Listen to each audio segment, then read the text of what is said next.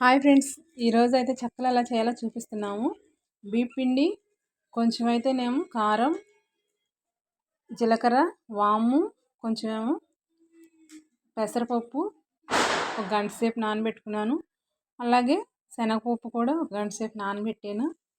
తర్వాత ఇదిగోండి, ఇదైతే సగ్గుబియ్యం కూడా నానబెట్టాను. కరివేపాకు మొత్తం వేసిన తర్వాత కొంచెం ఉప్పు వేసి కలుపుదాం ఫ్రెండ్స్.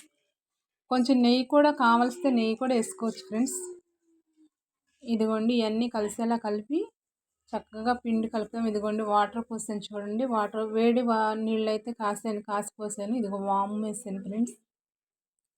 అదిగోండి, అల్లం, పచ్చిమిరపకాయలు ఇలా అయితే కలబెట్టుకోండి. కలుపుకొని ఈ ఉండలన్నీ చేసుకుని ఇలా చేసుకోండి.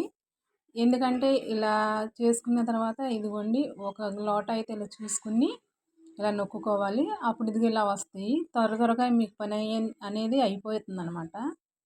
ఇదిగోండి, వీడియోలో చూపిస్తున్న విధంగా మీరు చేయండి ఫ్రెండ్స్.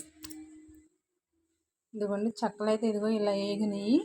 నేనైతే ఇలా చేశాను friends. Okay friends, bye friends.